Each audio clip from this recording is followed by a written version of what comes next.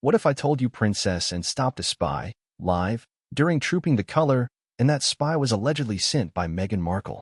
In an extraordinary moment that left Buckingham Palace stunned, Princess and reportedly spotted a suspicious figure in the crowd, one carrying hidden recording devices, and ordered royal security to act immediately. What they found sent shockwaves through the royal household. Covert footage, media scripts, and digital links traced back to a Netflix production allegedly tied to Meghan Markle's team. Was this just a rogue operator, or a deeper plan to capture royal secrets from inside the monarchy's most sacred ceremony? Stay with us as we uncover the shocking details behind the arrest, the hidden agenda, and Princess Anne's no-nonsense stand to protect the crown.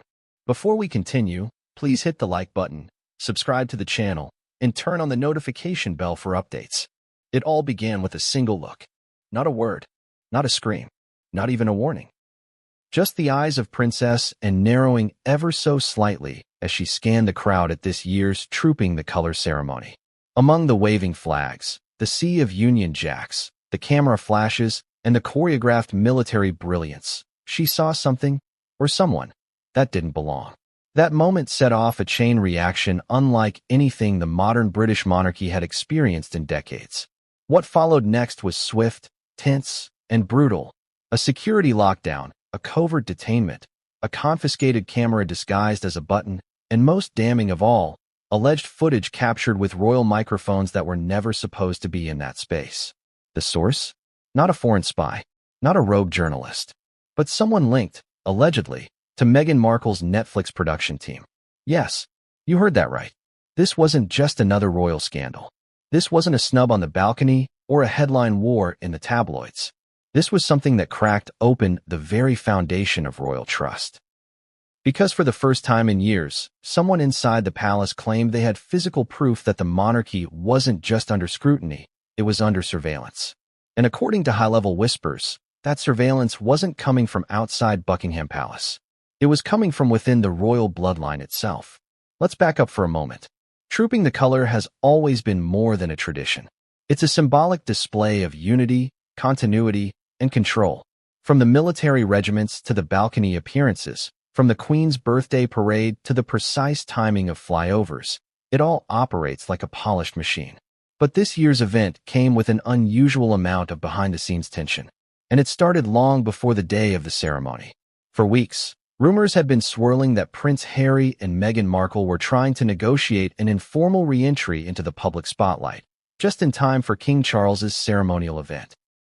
While Harry had claimed his trip to London was a private visit for charity meetings and a court-related matter, insiders noted the timing. It perfectly coincided with Trooping the Color. Suspicion had already been mounting after leaked emails suggested that Archwell Productions' Meghan and Harry's content arm was scouting for authentic, behind-the-scenes royal atmosphere for an upcoming docuseries episode. And then came the sudden influx of unknown press assistants who appeared in London without traditional media clearance. At first, palace officials chalked it up to noise. Royal gossip. London always gets crowded around ceremonial events. But something kept nagging at certain members of the firm. There was talk of unauthorized equipment showing up at staging areas. Technicians who didn't recognize each other on assigned crews. And one aide even whispered that she saw someone slip behind a restricted barricade with a lapel pin that didn't match the official issued colors for the day.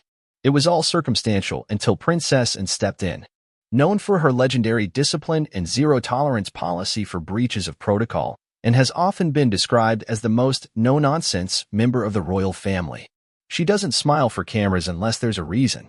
She doesn't tolerate chaos. And most of all, she doesn't ignore instinct. According to one senior equerry, and had been briefed earlier that morning about inconsistencies in crowd control data. She reportedly told her staff, something doesn't add up. Watch the west flank. When the procession reached its most televised moment, the synchronized march past Buckingham Palace, and wasn't just watching the spectacle. She was observing the crowd, scanning for micro-behaviors. That's when she allegedly saw a man, dressed in casual civilian attire, holding what looked like a vape pen, but repeatedly aiming it toward the royal box. Not the guards. Not the horses. Just the royals. To the untrained eye, it was just another overzealous fan trying to get a good shot. But Anne saw more. She caught the movement of the hand, the way it lingered when King Charles leaned forward, how the angle shifted every time Princess Catherine adjusted her posture. She leaned into one of her royal protection officers and murmured a command. Within seconds, a silent alert was triggered. What followed next happened off-camera. While BBC broadcasted polished aerials and crowd cheers, behind the hedges of the parade route, royal security had already engaged. The man was quietly intercepted, questioned, and ultimately detained. What they found shocked even seasoned agents. Hidden in the man's clothing were miniaturized recording devices, a micro camera embedded in a brooch, an audio pickup in a wristwatch band, and a Bluetooth transmitter hidden beneath his belt buckle. Each one appeared to be wirelessly connected to a secondary device, tucked in a satchel later discovered to contain data drives labeled property of AW Studios. AW Studios. Archwell. The implication was explosive. Had Meghan Markle, intentionally or not, authorized a covert filming operation during the most sacred ceremonial event on the royal calendar? Was this a rogue team member freelancing for content, or a deeper breach in royal protocols? And most importantly, had the Sussexes gone from being outsiders to infiltrators? It didn't take long for the walls of Buckingham Palace to vibrate with fury. One source said Princess Anne stormed into a private chamber and uttered a single sentence that would set the tone for the next 48 hours. They've turned our traditions into their content. Others close to the scene described an atmosphere of betrayal more emotional than political. Because this wasn't just about footage. This was about trust, about lineage, about how far someone would go to reclaim relevance and at what cost. The palace immediately went into damage control. Security teams began scrubbing the event for other irregularities. Tech specialists launched a metadata review of all video content uploaded within a 2-mile radius of the event. A royal legal team began drafting confidential letters.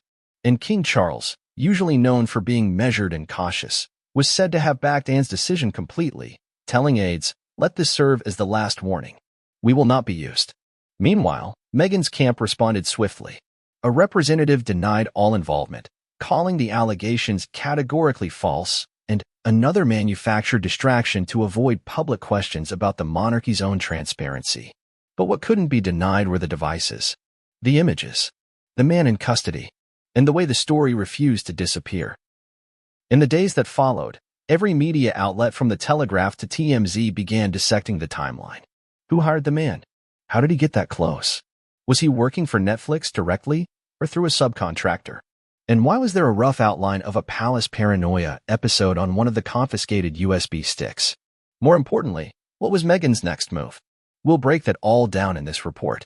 You'll hear about the spy's interrogation, the contents of the devices, Harry's personal reaction to the chaos, and the palace's quiet legal retaliation. You'll also hear from body language experts, media analysts, and former royal aides who say this incident may have permanently ended any hope of reconciliation. But before we go any further, ask yourself this. If someone tried to secretly record your family during a private moment, just to sell it to the world, what would you do? Would you confront them? Would you forgive them? Or, like Princess Anne, would you call security and make damn sure it never happened again? Before a single soldier lined up on Horse Guards parade, before a single camera zoomed in on King Charles's ceremonial salute, before the first beat of the drums or the roar of the red arrows, there was an uneasy tension simmering beneath the polished surface of this year's Trooping the Color. It wasn't the kind of tension that could be seen in news clips or photographs.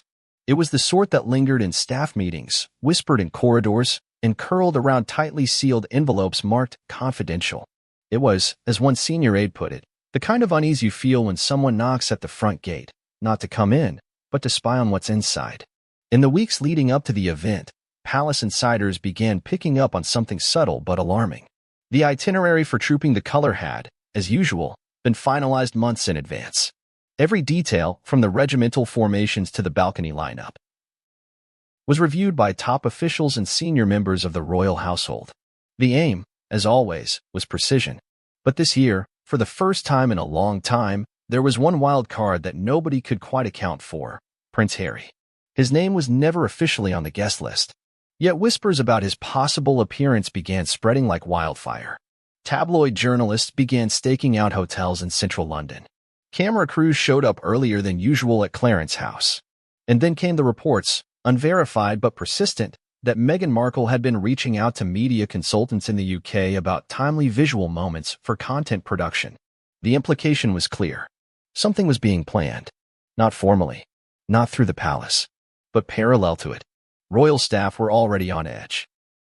Aides recalled how, during the Platinum Jubilee, cameras from a Netflix production crew had allegedly tried to sneak a boom mic into a garden party under the guise of filming candid reaction shots.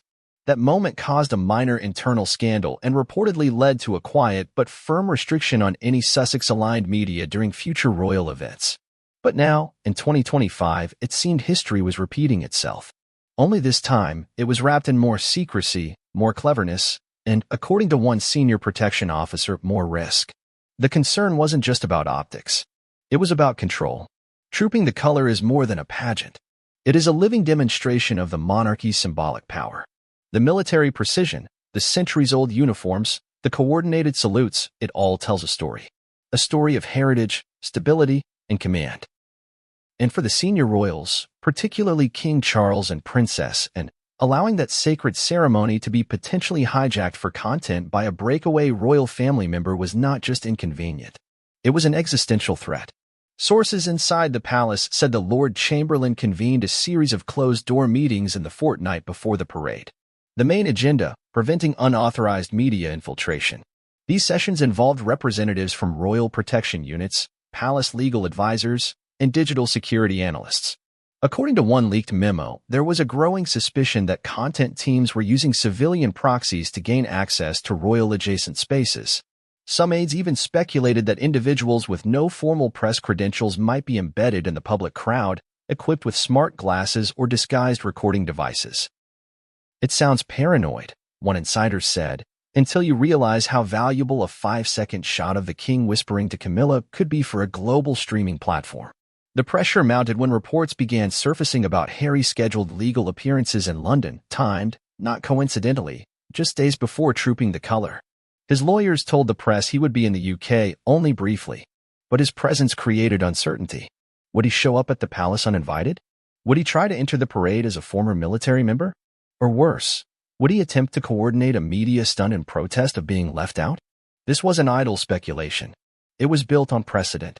Only a year earlier, Harry had reportedly tried to arrange an independent visit to a Royal War Memorial site, complete with a personal photographer.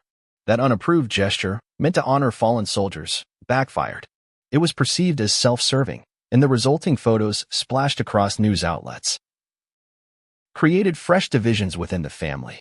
So when news broke that Meghan had booked a series of quiet meetings with a handful of UK-based producers just a week before the ceremony, alarm bells rang behind palace walls. According to leaked travel logs, Meghan never set foot in London herself.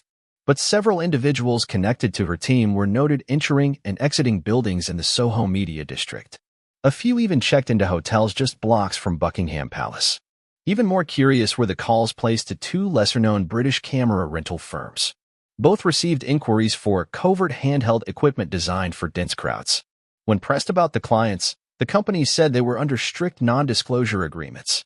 But the timing was impossible to ignore. One of the most concerning developments came from within the Royal Protection Detail.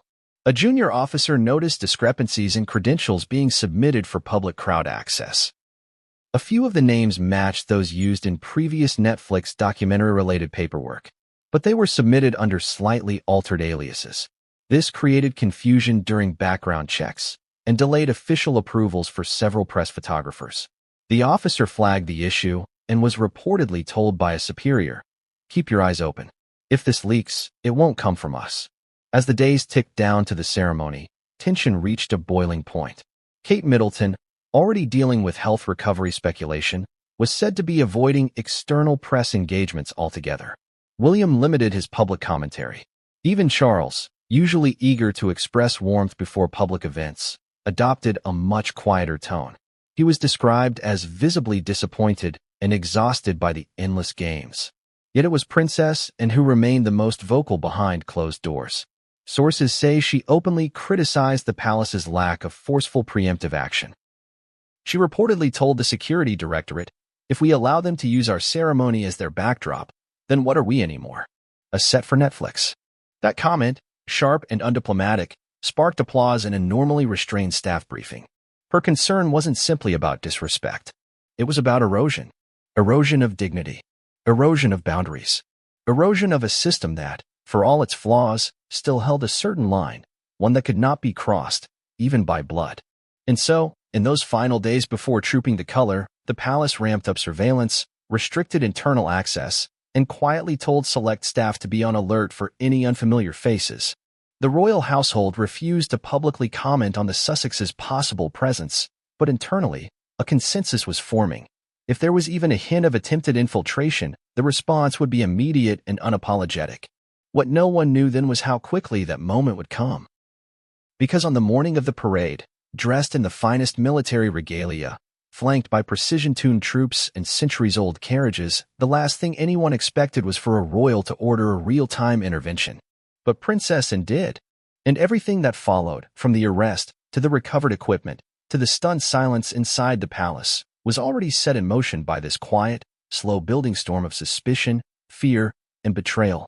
The kind of tension that didn't begin with flashing lights or public arguments, but with small, deliberate steps taken behind the scenes, by people who knew exactly what they were doing, and what they were risking. It began with a pair of hands that looked ordinary, unthreatening, even forgettable. They held what appeared to be a small water bottle and a phone charger cord. The man who owned those hands wore a lightweight raincoat, despite the clear skies. His sunglasses sat firm on the bridge of his nose, unflinching even in the absence of glaring sunlight. To most around him, he was just another tourist. But to the trained eyes of royal security, something didn't quite add up. The crowd that gathered around Horse Guard's parade that morning was a sea of celebration. Thousands of citizens, tourists, and royal watchers had packed into every inch of space around the ceremonial route. Flags waved, trumpets sounded, and phones were raised like an army of modern-day lances, each one eager to capture a piece of royal history.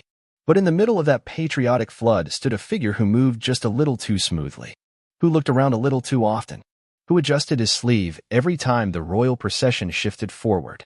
At precisely 10:24 a.m., according to internal logs reviewed later, the man turned his back to the crowd. Not toward the parade, not toward the cavalry, but toward the palace-facing gate where a small cluster of senior royals stood preparing to take their places. He didn't wave. He didn't cheer. He simply raised his water bottle and pressed his thumb on a barely visible trigger beneath the label. It was this act, subtle, practiced, nearly invisible, that drew the attention of Officer Giles Henley, one of Princess Anne's longtime close protection officers. Henley had been stationed just behind the first barrier, scanning for crowd anomalies. He had seen pickpockets, loud protesters, even unruly photographers before. But this was different. According to Henley's post-incident report, the man had no visible signs of being a threat. No shouting, no sudden movement, no interaction with others. But the way he tracked Anne's position, the way he occasionally turned his left side toward the balcony, where the cameras had no reason to be pointed, it all screamed something intentional. Something premeditated. He alerted his earpiece with 3 words, possible shadow, 10 o'clock. Immediately, a second officer, positioned several meters away, confirmed the subject with a quiet, seen. Over the next 15 minutes, the man moved along the edge of the crowd in what seemed like casual shifts. But when his movement was replayed later on surveillance review, a pattern emerged. He was adjusting his position based on the royal family's movements, especially Princess Anne and King Charles. At no point did he appear interested in the military formations. His focus was narrow, his gaze precise. Just before 10:45 a.m., when the band launched into the anthem and the attention of the crowd was fully captured, the man lowered the water bottle and appeared to press the side of his phone charger cable, which had been threaded through his sleeve and connected to something in his inside coat pocket. He held his wrist near his chest and slowly rotated his arm as if checking the time. It wasn't a stretch of the imagination to think he was filming. But this wasn't a phone or a selfie stick. This was something more sophisticated. According to the royal tech analyst who examined the device later, the water bottle was lined with a flexible transparent casing embedded with nanolens filming technology. It was capable of capturing high-resolution video at a wide angle. The charger cord? A wire disguised as a relay transmitter, able to sync wirelessly with a secondary receiver positioned nearby. Together, they formed a portable, mobile recording system. One that could blend into a crowd and film with minimal detection. And it worked, at least until Princess Anne saw him from her elevated vantage point, and noticed the man's head remained almost unnaturally still for extended periods. While everyone around him moved, shifted, and reacted to the parade, He barely blinked. That was enough. And leaned toward her private security liaison, said something brief and quiet, and within seconds, the order was relayed to on-ground officers. Investigate the man discreetly. The challenge now was approach. Given the crowd density and the high-profile nature of the event, the last thing anyone wanted was a public takedown or chaotic confrontation. Officer Henley and another officer approached from opposite sides. They began casual engagement, pretending to ask routine crowd control questions. When they leaned close, one officer asked the man to show his ticket wristband. That's when the man hesitated. It was only for a second, but enough to confirm suspicion. Every other crowd member had their green security band visible. His was turned inside out and only loosely fastened, a classic sign of credential forgery. Henley motioned silently. Within 15 seconds, a discreet detainment was in progress. The man was asked to step aside for a routine inspection. He tried to protest, but quietly, without raising his voice. His accent was North American. His demeanor? Calm. Too calm. Once away from the main crowd, palace security led him through a side corridor and into an operations tent behind the viewing stand. That's where the full truth began to unravel. His coat contained more than just filming equipment. Stitched into the inner lining were 2 small storage chips, each labeled with initials that didn't match his passport. When scanned later, the chips revealed hundreds of photo and video files, some dating back days before the event. They included shots of the palace gates, rear service entrances, and vehicle plate numbers tied to known royals. Even more concerning was the discovery of a second transmitter, hidden inside his shoe sole, programmed to broadcast at short range via a private signal. The assumption? He was streaming the footage to a nearby handler. Security officers swept the area.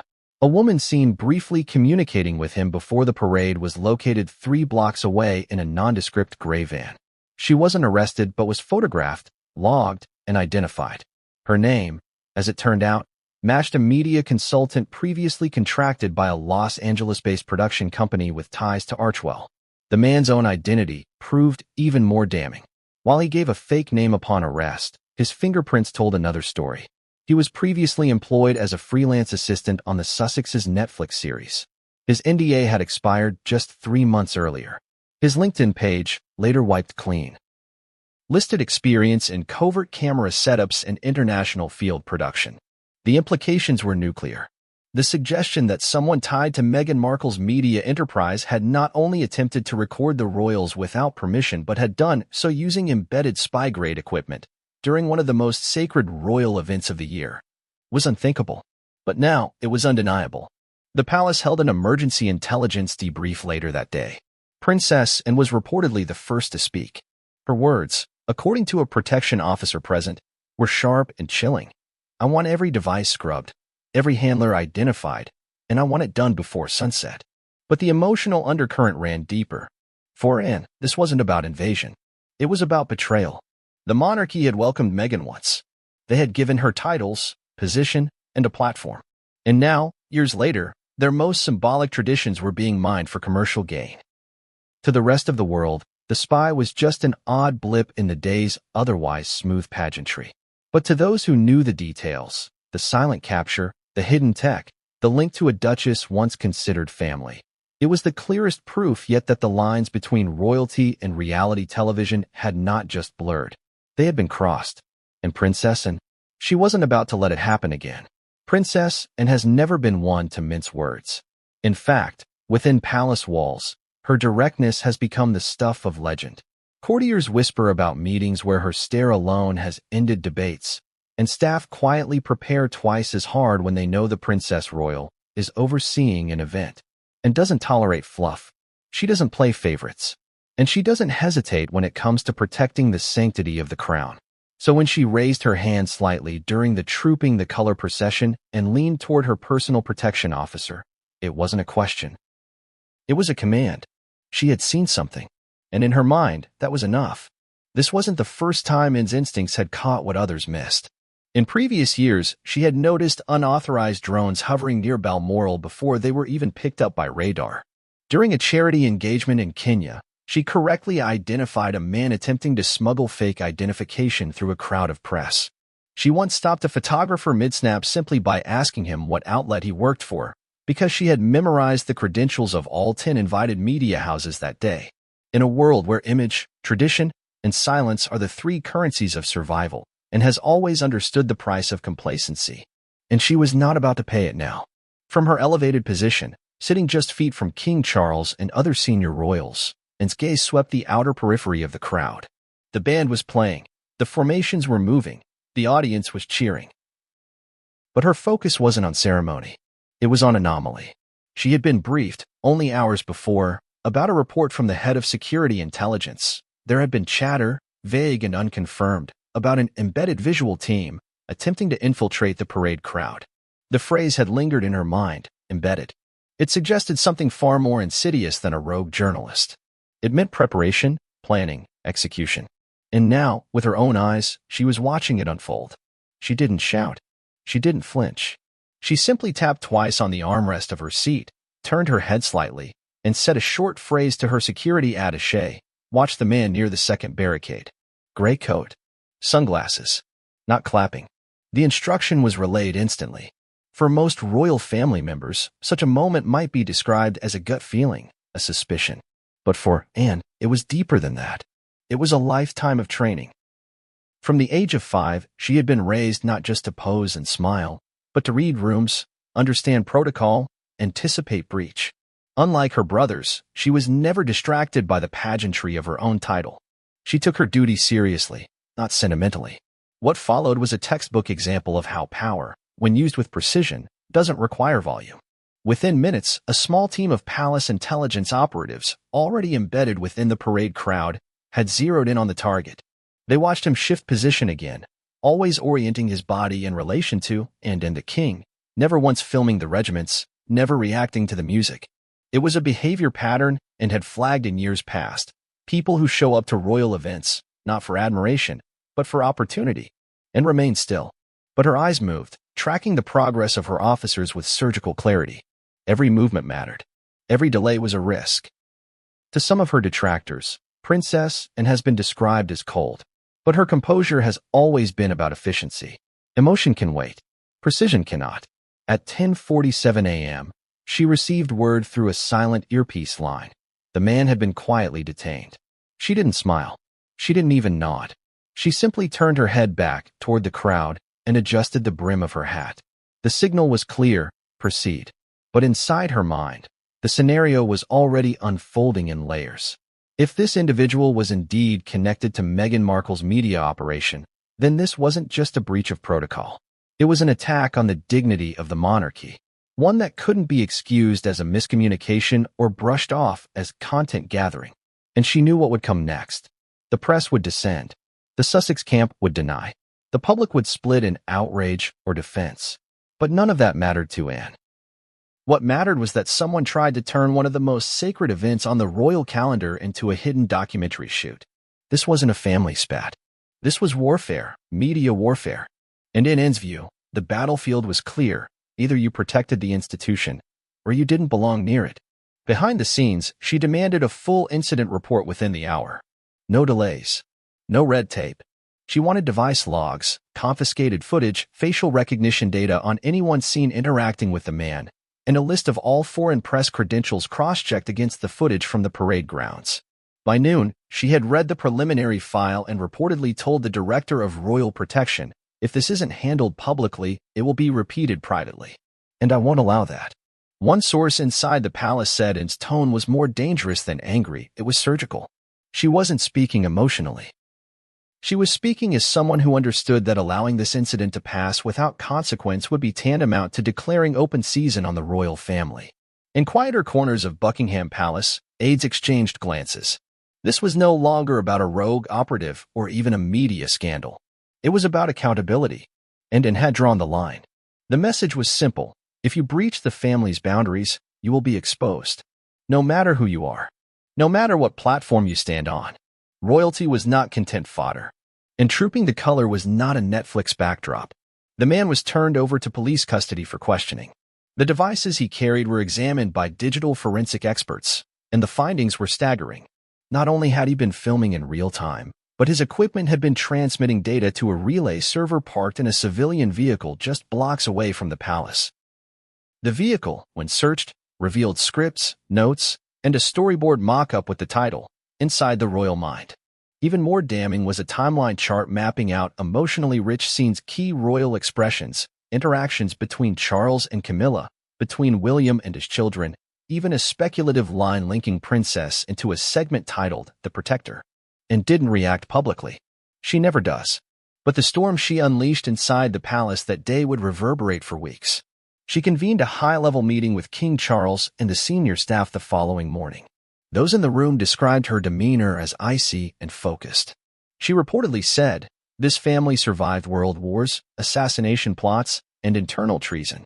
We are not going to be undone by a second-rate documentary series."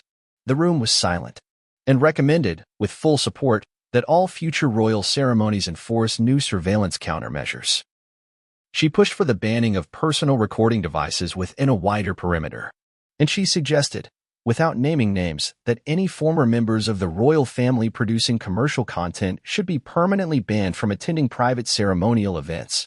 Her words weren't just protocol. They were principle. Princess, and known to some as the Forgotten Royal, had just reminded everyone that she was the last line of defense, not just against embarrassment, but against the slow erosion of royal dignity.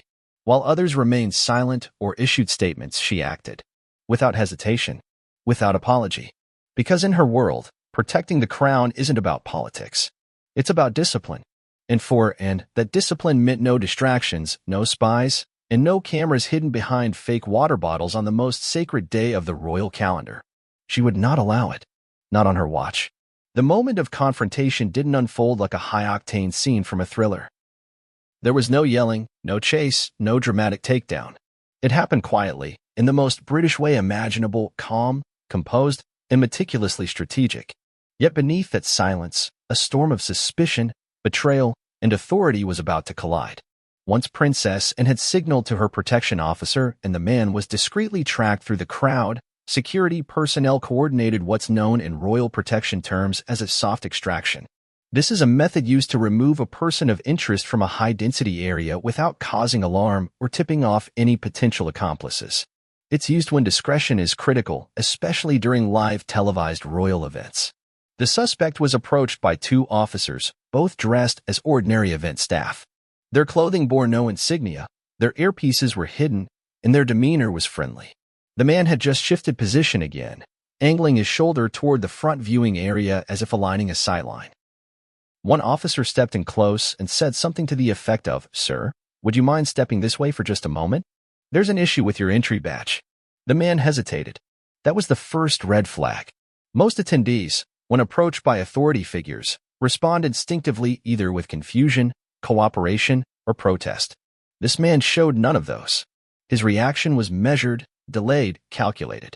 According to one of the officers, he looked at us like someone reviewing options in his head, not like someone surprised to be interrupted. He didn't resist. He nodded, tucked his hand into his pocket in what looked like an attempt to retrieve his ID, and slowly walked with the two officers toward the event's backstage corridor. Behind them, the crowd remained blissfully unaware. The horses trotted forward, cameras continued rolling, and above it all, the royals watched the ceremony unfold, unaware, at that very moment, of the firestorm unfolding just meters away.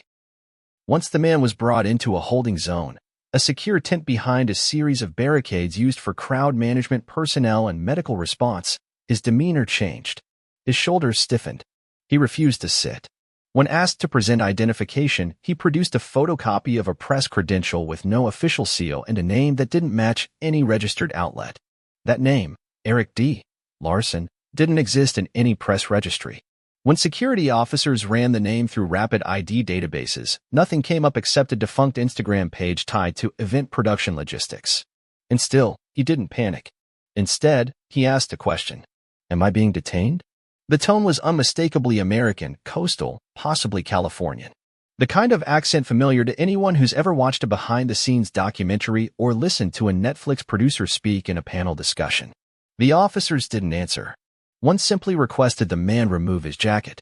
Another moment of hesitation. Then slowly, he unzipped the coat and handed it over.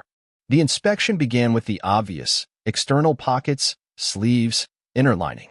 But the minute one of the officers pressed gently against the inside of the left lapel, He felt something unusual, a firm, inflexible panel embedded between layers of fabric. When the coat was scanned with a portable detection wand, it pinged immediately.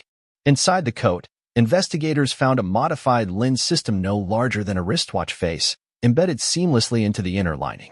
It was connected by filament wire to a slim battery pack and transmitter no thicker than a bar of chocolate. The entire setup was designed to be motion-activated and operated through remote tapping, a tap, for example, on a disguised bottle or a sleeve button. At that point, the man was asked to surrender his personal belongings. From his pockets, officers retrieved a phone, not a smartphone, but a burner. No contacts. No call history. Just a single pre-installed messaging app with encrypted protocols and location sharing disabled. There was also a wallet with a California driver's license that matched the fake press ID. But again, the name didn't check out. The last item was what broke the case wide open. A plastic business card, sleek and minimalistic, with a logo printed in silver, AW Media Group. There was no address, no email, just a QR code. When scanned, it led to a temporary domain containing a password-protected project dashboard. That domain, traced later by Royal cybersecurity analysts, was connected to a US-based digital production agency known to have worked previously on episodes of Harry and Meghan's docuseries. That was the link they needed. The officers, now certain they were dealing with a covert media operative, placed the man under official detainment status and called in the senior intelligence handler for immediate questioning. Meanwhile, palace legal staff were alerted, and Princess and was updated via secure comms. The target was in custody, and evidence was already confirming production ties. But the confrontation didn't end there. Once inside the secure holding area at the palace annex, an area rarely seen or even acknowledged by the public, the man was interrogated by two senior officers trained in counter-surveillance. They didn't yell. They didn't threaten. They used silence and precision. They asked him one question first. Who sent you? The man didn't answer. They asked a second. What were you recording? Again, silence. It wasn't until one officer placed the modified code on the table and turned it inside out, showing the hidden lens and transmitter, that the man broke his silence. But he didn't confess. Instead, he said, "You don't understand. I'm just a contractor. I don't know who uses the footage. I just collect it." That single sentence was enough to open a new investigation. Contractor. Not journalist. Not guest. Not royal correspondent. A paid operative possibly working under multiple layers of distance from the original source. It was a classic tactic. Use expendable freelancers to collect raw footage, pass it to middle-tier editors, who then repackage it under legitimate brands. But in this case, the line back to AW Media, and, by proximity, to the Sussex's production umbrella, was too direct to ignore. While the interrogation continued, technicians examined the camera's onboard memory. It contained over 30 minutes of high-definition footage, including several key moments from the royal family's entrance, close-up tracking shots of Princess Anne's posture, and audio snippets of the crowd surrounding the viewing box. Worse, there were timestamps matching precisely to when Anne had adjusted her seating or leaned in to whisper to a nearby aide, suggesting an intent to lip-read or record private exchanges. As one investigator put it, this wasn't B-roll for atmosphere. This was targeting. Further investigation revealed the man had entered the parade grounds using a guest pass originally issued to a minor event caterer, meaning either the pass was stolen, duplicated, or someone inside the contractor's team had bribed a third-party vendor. This opened a new layer of scrutiny. Palace officials launched a full background check into all service staff contracted for the day. One catering assistant was found to have received a suspicious bank transfer only 72 hours before the event, an untraceable cryptocurrency payment routed through a shell account in California. When questioned, the assistant claimed they lost their access badge on the way to the venue. That badge was never recovered. The pieces were falling into place. An American operative posing as a freelance assistant, filming royal figures without consent, using technology tied to a known media entity connected with Meghan Markle, with supporting movements from an accomplice in a nearby van and a possible bribed vendor. By that evening, the internal language inside Buckingham Palace had shifted. What began as an individual of interest was now being called a coordinated infiltration attempt. Princess Anne was briefed on all findings. Her only response, as reported by a palace staffer, was, Let's see what they say when the footage goes public. She wasn't referring to the royal family. She meant Meghan and Harry, because now there was no denying that someone had crossed a line. The only question was how far the palace would go to expose it and what consequences would follow.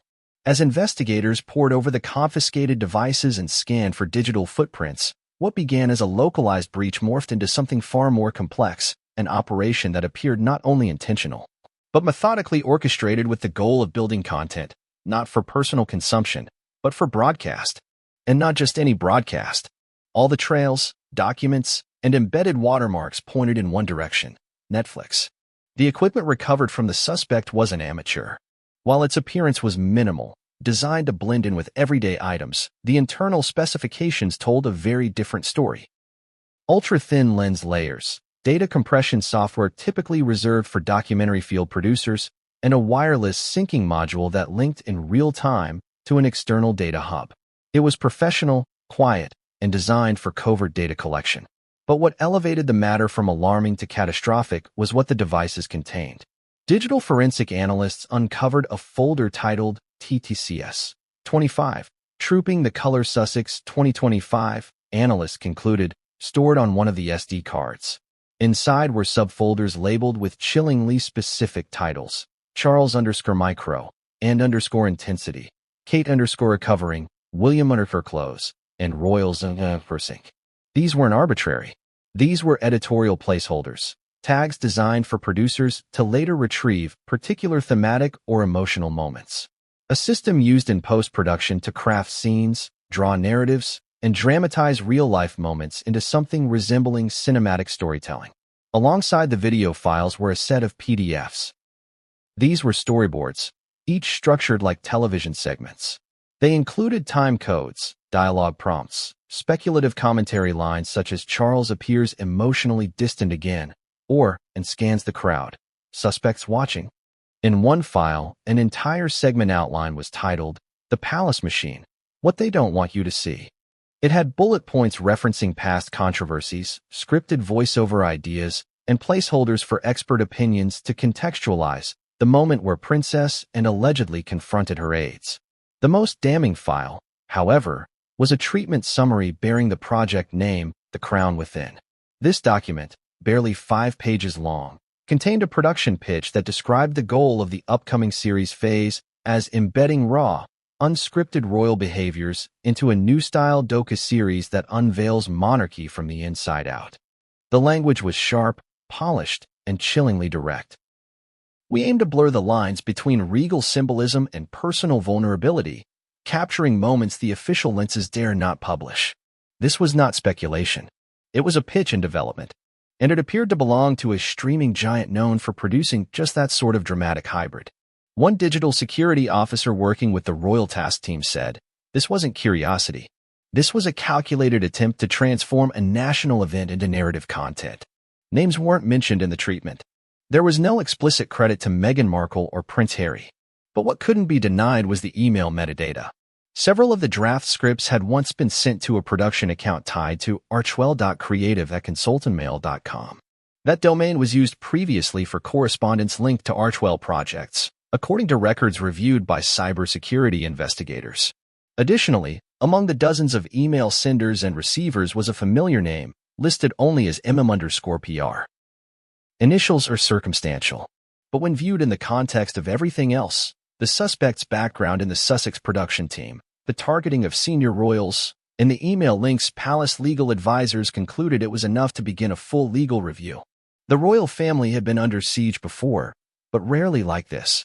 Aides described the mood inside the palace as eerily calm, like the stillness before a thunderstorm.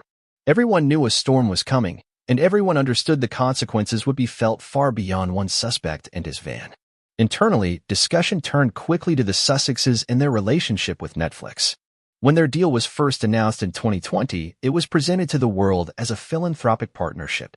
The Duke and Duchess would create content that informs, elevates, and inspires, with a focus on children's programming, environmental stories, and minority voices. But somewhere along the way, that messaging blurred.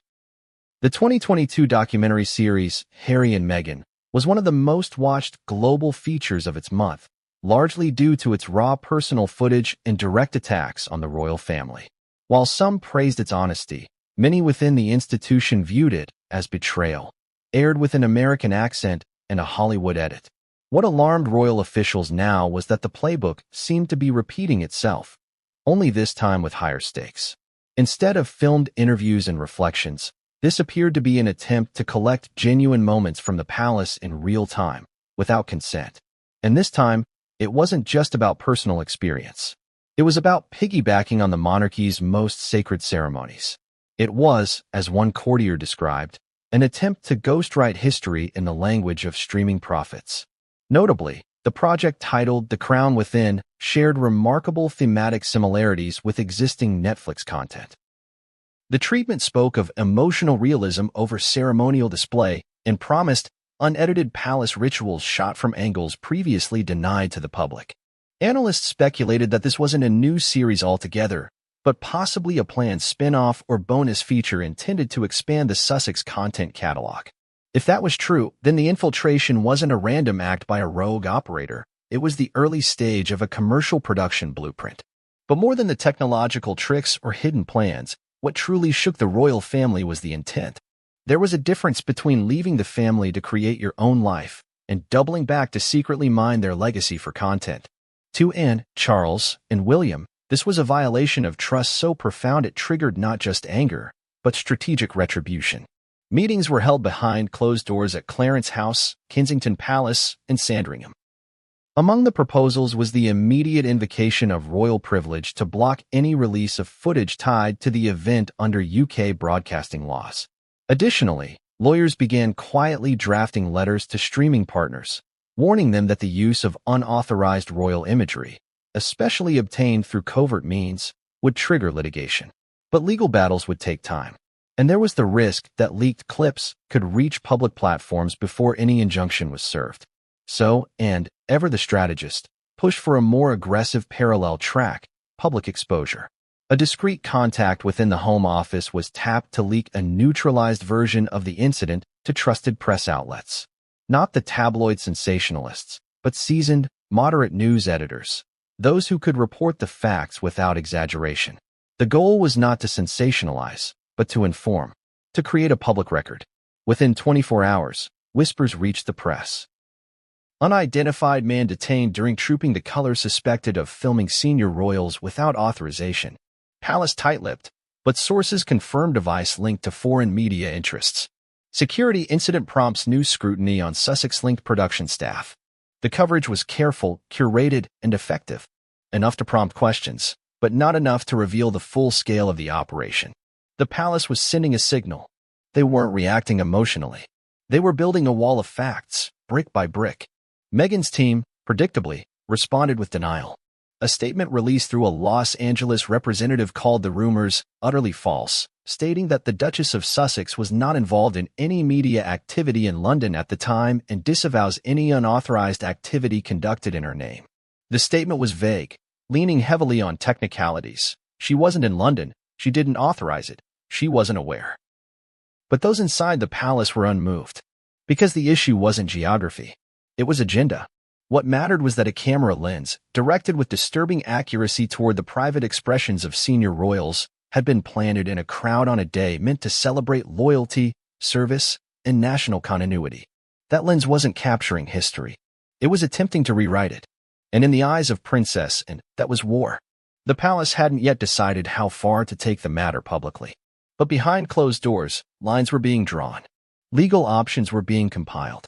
Security protocols were being rewritten. And Meghan Markle's team, once a distant concern, was now at the center of a very serious, very personal investigation. Because secrets don't stay buried for long, especially when they're uploaded, stored, and stamped with a digital signature linking them to a global media empire. This wasn't just an attempted content grab. It was a clear message to the monarchy. Someone was still watching. And this time, Princess Anne had watched right back. The moment the intelligence file landed on Princess Anne's desk, the temperature inside Buckingham Palace seemed to drop. No one needed to ask how she felt. Her silence said it all. That afternoon, behind walls not made for drama but duty, Princess Anne went from witness to warrior. And everyone knew. This time, It was personal. Unlike other royals who rely on press officers or aides to speak on their behalf, and is known for handling matters directly, she doesn't delegate confrontation. She meets it head-on. So when the security and digital forensics team concluded their preliminary review of the intercepted footage, the Princess Royal was already waiting, reading every report, scanning every photograph, and mentally preparing for a reckoning. This wasn't a scandal to her. This was an insult. The room in which and held her briefing was private. Not the grand halls of diplomacy used for state visits, but a small war room tucked inside the administrative wing of the palace. It was originally designed for crisis coordination in the event of an attack or national emergency. Fitted with modern monitors, encryption lines, and biometric access, it was rarely used. That day, it became the center of royal resistance. Present were a dozen key figures: security officials, legal counsel, the director of royal communications, the head of palace operations, and 2 representatives from King Charles's inner circle. And didn't sit. She stood at the head of the long oak table, arms crossed, her eyes locked on the screen showing freeze frames of the recovered footage. The images weren't salacious, but they were intimate. Close shots of her adjusting her seat. A lingering frame of King Charles rubbing his hand, something he only does when tense.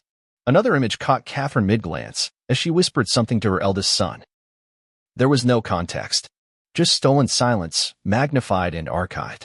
And didn't speak at first. She let the room absorb the weight of what had occurred. Then, without ceremony, she broke the silence.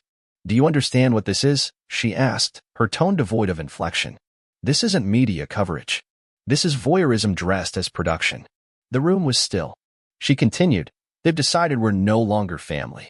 We're content. We are to be edited, packaged, and redistributed like characters in a docudrama." No one interrupted. No one dared. Then she turned to the director of royal communications and asked a single question. Who else knew this was happening? He stammered, unsure if she meant knowledge of the incident or the possibility of ongoing surveillance. She clarified, "Who within our circle has had contact with Sussex production staff in the last 60 days? No assumptions. I want names, roles, phone logs, emails." She wasn't suggesting betrayal, at least not yet. But she knew enough about operations to understand that this kind of infiltration doesn't happen without groundwork. Someone, somewhere, had given away just enough information to allow a foreign media technician to plant himself within striking distance of the monarchy's most guarded expressions. Her next instruction was just as clear. From this moment forward, any attempt to communicate with outside producers on any project must be logged. Every staff member, every vendor, every cousin who wants to write a memoir. We keep record of it all. And this wasn't paranoia. It was survival. The monarchy had weathered everything from divorce scandals to Diana's death to the tabloid-feeding frenzies of the 1990s. But this was something new. This wasn't public criticism or even media betrayal. This was the turning of cameras inward, and it was being done by someone who once stood beside them. For Anne, there was a deeper sting beneath the outrage. She had once embraced Meghan, welcomed her, defended her when others whispered doubt. She believed that service could unify, that purpose could redeem fame. But now, standing before a wall of footage that turned her most dignified moments into digital scavenger material, and realized she had been wrong. "This is not how family behaves," she said, her voice harder now. "This is not how royalty behaves. And this is certainly not how trust behaves." She demanded 3 things before the meeting ended. First, a full timeline of events leading up to the parade breach. Who booked the suspect's plane tickets? Where did he stay? Who paid him? If they could trace funding, they could prove intent. Second, a complete overhaul of royal security clearance. She wanted background checks not just on personnel, but on vendors, third-party suppliers, even volunteers, anyone who came within 100 feet of the royal family during a public event. And third, she wanted accountability. Not just from inside the palace, but from those outside. "If they try to call this a mistake," she said, "I want them to explain why their mistake involved scripted commentary about our facial expressions." She wasn't just angry. She was preparing for war. Not the kind fought with weapons or legislation, but with evidence, exposure, and consequence. When King Charles was later briefed on Anne's response, he reportedly said only one thing: "Let her lead this. She sees clearer than I do right now." And so, for the first time in decades, princess and found herself at the forefront of not just a royal duty, but a royal defense. She wasn't protecting the monarchy's image. She was defending its very soul from being commodified. The press didn't know yet. The public had only heard fragments. But behind those palace walls, a powerful woman who had long been underestimated was rising with every minute. Quiet, relentless, and absolutely focused. She ended the meeting with a final warning. If we don't stop this here, they'll be filming us in our sleep. No one doubted her. By the time Princess Anne had finished coordinating her security directives, King Charles was sitting in a quiet chamber of Clarence House, thumbing through the preliminary report. The silence around him was deceptive. Internally, he was deeply unsettled. For a monarch who had spent a lifetime preparing for a reign built on restraint, symbolism, and reconciliation, the discovery of a secret media operation unfolding under the royal nose wasn't just offensive. It was destabilizing. King Charles has always presented himself as a man of balance, a bridge between modern transparency and regal tradition. He's endured public scorn, personal scandal, and the near collapse of royal credibility during the Diana years. But this was something else. This was betrayal from within his own family orbit, disguised beneath the surface of civilian pretense. And worse, it came not from open confrontation, but from clandestine maneuvering. When the initial security file made its way into his hands, he read every word, every timestamp, every annotation, without speaking. Advisors around him waited for a reaction, but he gave none. His expression remained neutral, lips pursed in that familiar fashion the press often misreads as boredom, but insiders knew better. That was the look of calculation. Charles was not impulsive like his sons. He didn't explode like Anne. But when pushed to a certain point, his response wasn't fury, it was finality. He set the file down and finally spoke. It appears we've made space for someone to weaponize our silence. That sentence, delivered with characteristic calm, marked the moment he shifted. No longer merely a constitutional monarch overseeing family turbulence, King Charles became a figure of resolve. What was at stake was more than an institution's dignity.